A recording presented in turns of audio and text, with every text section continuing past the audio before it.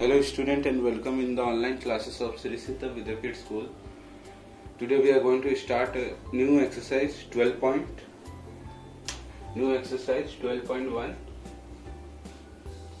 of chapter 12 algebraic expression. तो पहले हम क्वेश्चन नंबर 2 का फर्स्ट नंबर क्वेश्चन लेते हैं. तो 2 का 1 में हम लोग क्वेश्चन नंबर डी करते हैं.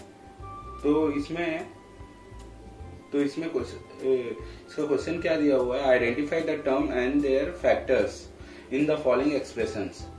ठीक है, और उसके बाद क्या दिया, show the diagram and factors by tree diagram. ठीक है, तो हम लोग को इसमें क्या करना है, इसका फैक्टर्स और एल्जेब्रिक एक्सप्रेशंस को हम लोग को बताना है. ठीक है, और उसमें हम लोग को ट्री डायग्राम का हेल्प लेके हम लोग को एल्जेब्रिक फैक्टर्स और टर्म्स बताना है. ठीक है, तो हम लोग स्टार्ट कर रहे हैं. तो हम लोग क्वेश्चन नंबर 2 का 1 में हम लोग क्वेश्चन नंबर डी लेते हैं. तो डी में क्वेश्चन क्या दिया हुआ है, 5xy square plus 7x square. ठीक है, 5xy square plus 7x square ये हम लोग का क्वेश्चन दिया हुआ है. तो इसमें हम लोग को हम लोग क्या अपना इंट्रोडक्शन वीडियो में बताए थे कि ये एक्सप्रेशन, ये जो रहता है इसे हम लोग एक्सप्रेशन कहते हैं. ये क्या है, एक्सप्रेशन है. ये क्या है, एक्सप्रेशन है. ठीक है, और ये क्या है, एक्सप्रेशन है. और टर्म्स हम लोग किसे कहते हैं, जो ये एक पार्ट रहता है, ये वाला हुआ, ये टर्म्स है. ठीक है, तो इससे हम लोग टर्म्स कहते हैं. टर्म्स हम लोग किसे कहते हैं, ये वाला पार्ट को हम लोग टर्म्स कहते हैं. अब उसके बाद फैक्टर्स किसे कहते हैं, फैक्टर जैसे 5 हुआ, x हुआ, वो हम लोग इसमें देखते हैं. तो हम लोग क्या करेंगे, पहले हम लोग ये वाला जो एक्सप्रेशन है यहाँ पे लिखेंगे, फिर इसका ट्री डायग्राम मतलब ऐसा एक डायग्राम बनाएंगे. तो उससे हम लोग देखें. तो पहले हम लोग किसका करेंगे, 5xy स्क्वायर का. तो 5xy square plus 7xy square. तो हम लोग ये दोनों साइड लिख दिए. हम लोग को इसमें क्या क्या है, 5 है, इसमें क्या है 5 इंटू x इंटू और y स्क्वायर है, मतलब y इंटू y. तो ऐसा है. तो हम लोग इसमें क्या क्या है, 5 है, ये एक फैक्टर हुआ, x एक फैक्टर हुआ, y एक फैक्टर हुआ, और इसमें 2 y है, मतलब y इंटू y है. तो ये y एक फैक्टर हुआ. ठीक है, तो वैसे ही सिमिलर हम लोग इसमें भी करेंगे. ये 7 एक फैक्टर है, x स्क्वायर है मतलब 2x स्क्वायर में है, मतलब x इंटू x. ठीक है, तो x. तो y स्क्वायर है तो y. ठीक है, तो ये हो गया क्वेश्चन नंबर 2 कंप्लीट. तो हम लोग क्वेश्चन नंबर 3 में देखते हैं. तो हम लोग क्वेश्चन नंबर 3 में क्या दिया हुआ है, identify the numerical coefficient of term other than constant in the following. ठीक है, तो हम लोग को क्या करना है, इसमें हम लोग को इसमें कोएफिशिएंट निकालना है. टर्म्स का हम लोग को क्या निकालना है, कोएफिशिएंट निकालना है, जिसमें कि कांस्टेंट वाला को हम लोग को इंक्लूड नहीं करना है. ठीक है, कांस्टेंट वाला को हम लोग को इंक्लूड नहीं करना है. तो हम लोग 3 का 9 नंबर क्वेश्चन देखते हैं. तो 9 नंबर में हम लोग क्या दिए हैं, 0.1y दिया है प्लस 0.01y स्क्वायर. ठीक है, तब हम लोग इसको क्या देखते हैं. तो टर्म्स इसमें क्या है, 0.1y एक टर्म है और ये वाला एक टर्म हुआ. ठीक है, अब इसका कोएफिशिएंट क्या है. अब हम लोग देखते हैं, जो ये एल्जेब्रिक एक्सप्रेशन है, जैसे y हुआ, y स्क्वायर हुआ, उसके जगह में x हुआ, x स्क्वायर हुआ, अगर वो एक, अब उसका कोएफिशिएंट क्या है, 0.1. ठीक है, इसका कोएफिशिएंट क्या है, 0.1. तो इसका कोएफिशिएंट क्या है, 0.1, और y स्क्वायर का कोएफिशिएंट क्या है, 0.01. ठीक है, तो वैसे हम लोग दूसरा सम भी सॉल्व करेंगे. हम लोग क्वेश्चन नंबर 4 में आते हैं. क्वेश्चन नंबर 4 में क्या दिया हुआ है, identify terms which contain x and given the coefficient of x.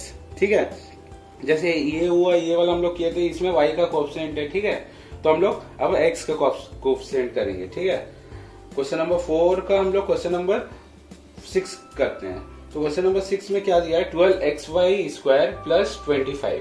12xy² plus 25।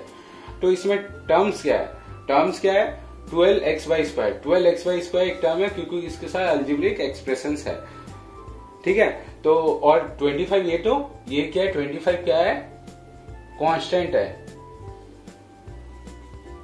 25 क्या है, कांस्टेंट है, ये 25 कांस्टेंट है। तो ठीक है, अब हम लोग को पता चल गया टर्म्स है। अब उसका कोएफिशिएंट हम लोग क्या बोला, हम लोग को निकालने कोएफिशिएंट ऑफ एक्स निकालने के लिए बोला है, ठीक है। तो कोएफिशिएंट ऑफ एक्स हम लोग कैसे हम लोग पता है, देखो इधर पे एक्स है, यहाँ पे नहीं है, तो हम लोग कोएफिशिएंट ऑफ एक्स क्या निकालेंगे। अगर एक्स को देखें तो 12y², क्या हुआ 12y², तो ये आ गया हम लोग का कोएफिशिएंट ऑफ एक्स, ठीक है। ये हम लोग का आ गया कोएफिशिएंट ऑफ एक्स, क्योंकि इसमें एक्स है। अगर जैसे यहाँ पे अगर 25x होता तो इसका भी कोएफिशिएंट ऑफ एक्स कितना आता, 25 आता। अगर हम लोग को y का कोएफिशिएंट बोलता, अगर इस सेम क्वेश्चन में अगर हम लोग को y का कोएफिशिएंट बोलता तो हम लोग का इसका कोएफिशिएंट क्या आता है 12x। y क्या है, y का कोएफिशिएंट, ठीक है। तो वैसे ही हम लोग अब क्वेश्चन नंबर 5 देखते हैं। तो क्वेश्चन नंबर 5 में क्या दिया हुआ है, क्वेश्चन नंबर 5 में 5 में क्या दिया हो, classify into monomials, binomials and trinomials, ठीक है। तो इसको हम लोग को मोनोमियल्स, बाइनोमियल्स एंड ट्राइनोमियल्स, जैसे कि मैंने आपको अपना इंट्रोडक्शन वीडियोस में बताया था कि मोनोमियल्स, बाइनोमियल्स और ट्राइनोमियल्स में क्या डिफरेंस होता है, ठीक है।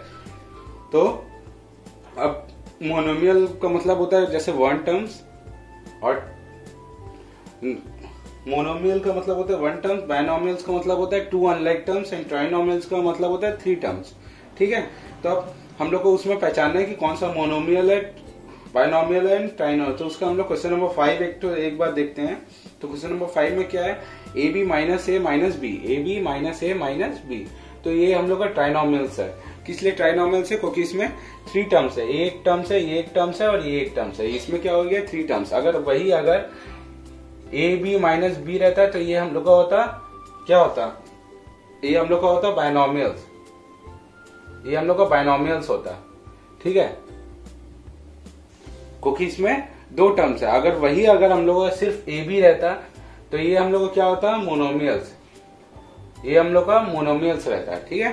तो हम लोग क्वेश्चन नंबर, ये वाला क्वेश्चन खत्म होता है, हम लोग क्वेश्चन नंबर 6 देखते हैं। तो क्वेश्चन नंबर 6 में हम लोग क्या पूछा है, state whether A given pair of terms is of like और अनलाइक टर्म्स, ठीक है।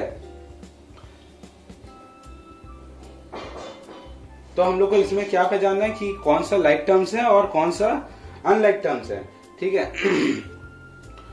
तो हम लोग पहले 6 का 3 नंबर क्वेश्चन देखते हैं। तो 3 नंबर क्या है, -29x और -29y, -29y। तो ये इसको हम लोग अनलाइक टर्म्स बोलेंगे। किस लिए अनलाइक टर्म्स बोलेंगे, क्योंकि इन दोनों का अलजेब्रिक फैक्टर्स दोनों अलग है, x और इधर y। अगर इधर भी x होता तो ये एक लाइक टर्म्स होता है। अगर दोनों का अलजेब्रिक फैक्टर्स मतलब x और इधर पे y, अगर जैसे सोचो -29y होता और एक तो 29 -29y होता, तो ये एक लाइक टर्म्स होता है, ये एक लाइक टर्म होता है, ये एक लाइक टर्म होता है। और यहाँ पे क्या है, दोनों का अलजेब्रिक फैक्टर दोनों अलग है, तो ये एक अनलाइक टर्म है, ठीक है। तो हम लोग क्वेश्चन नंबर 7 देखते हैं। तो क्वेश्चन नंबर 7 में क्या है, क्या पूछा है, identify like terms in the following, identify like terms in the following. तो हम लोग को लाइक टर्म्स को आइडेंटिफाई करना है। ये कितना टर्म्स दिया हुआ है, तो हम लोग को इसमें से लाइक टर्म्स को आइडेंटिफाई करना है। तो इसमें क्या दिया हुआ, -7 का ये वाला देखते हैं। तो इसमें क्या दिया हुआ, -xy², -4x², -4y(x²), 8x², उसके बाद 2xy, ये होगा 2xy², उसके बाद 7y, उसके बाद होगा -11x², उसके बाद 100x, उसके बाद -11y(x), उसके बाद 20x²y, ठीक है। और उसके बाद 6x², फिर उसके बाद y, फिर उसके बाद 2xy, उसके बाद 3x। तो ये टर्म्स दिया हुआ है, तो हम लोग को इसमें कौन कौन सा लाइक टर्म्स है वो हम लोग को लिखना है। ठीक है, तो लाइक टर्म्स बोलने से जिसका अलजेब्रिक फैक्टर दोनों सेम होता है, जैसे कि हम लोग देख सकते हैं जैसे एक्स वाई स्क्वायर ये वाला एक अलजेब्रिक फैक्टर, इसका एक तो और एक हम लोग यहाँ पे ढूंढेंगे, और एक तो क्या है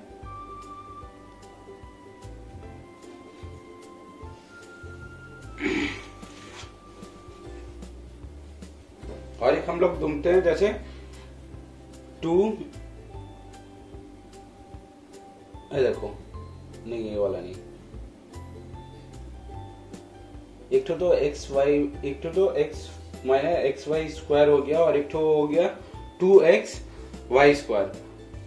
ठीक है, तो और एक तो हो गया 2x वाई स्क्वायर, ये दोनों टर्म हो गया 2x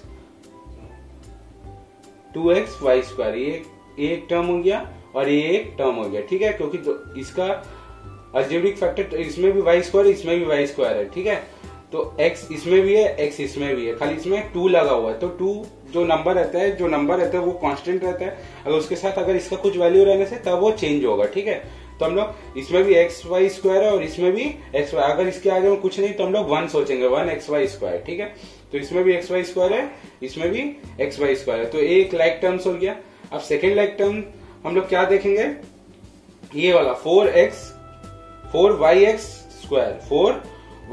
स्क्वायर, तो ये एक हो गया और एक तो ये वाला एक हो गया, ये वाला एक हो गया 20x स्क्वायर वाई, मतलब ये इसमें क्या है y है और इसमें भी y है, x स्क्वायर इसमें भी x स्क्वायर है। ठीक है, तो खाली ये y यहाँ पे लिखा है, x यहाँ पे लिखा है इसमें। ठीक है, तो दोनों सेम है, इसमें क्या है 4yx स्क्वायर, इसमें क्या है 20x स्क्वायर y, तो ये एक लाइक टर्म्स हो गया। एक लाइक और एक तो लाइक टर्म्स क्या होगा 8x स्क्वायर, और एक तो क्या होगा 8x स्क्वायर, और उसके बाद देखो 11x स्क्वायर और एक तो देखो 6x स्क्वायर, ये तीनों एक लाइक टर्म्स हुआ। ठीक है, क्योंकि तीनों का अलजेब्रिक फैक्टर सेम है, 8x square 11x square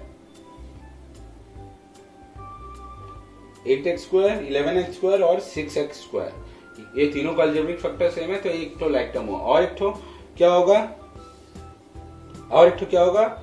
y, मतलब ये और एक तो क्या दिया 7y और इधर y के कुछ नहीं, तो हम लोग 1 मानेंगे, एक तो 7y और एक तो y, दोनों का अलजेब्रिक फैक्टर सेम है, तो ये एक लाइक टर्म हुआ। और एक तो अब उसके बाद हम लोग ये वाला देखेंगे, उसमें क्या है -100x, तो इसमें क्या है -100x और एक तो 3x, दोनों में x है, दोनों का अलजेब्रिक फैक्टर सेम है, तो ये एक लाइक टर्म हुआ।